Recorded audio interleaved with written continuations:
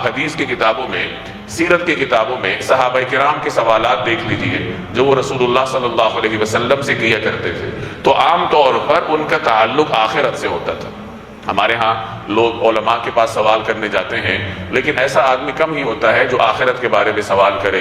عموماً لوگ اپنے کسی دنیاوی معاملے میں سوال کرتے ہیں، گھریلو پریشانی ہے، کوئی کاروباری مسئلہ ہے، تو ان سلسلوں میں لوگ سوالات کرتے ہیں۔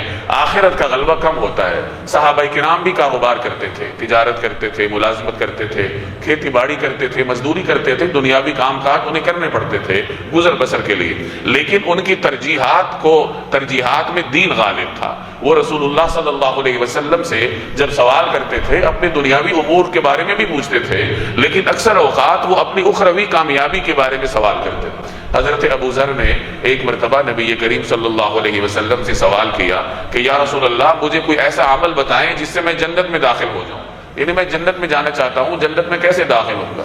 تو رسول اللہ صلی اللہ علیہ وسلم نے انہیں نیکی کی ترغیب دی کہ نیکی کیا کرو، اور فرمایا کہ ایک نیکی کرو گے تو اللہ تمہارے نامہ اعمال میں 10 نیکیاں درج کرے گا۔ حضرت ابو ذر نے پوچھا کہ یا رسول اللہ، کیا لا الہ الا اللہ بھی نیکی ہے؟ تو آپ صلی اللہ علیہ وسلم نے فرمایا کہ ہاں، وہ تو سب سے افضل نیکی ہے۔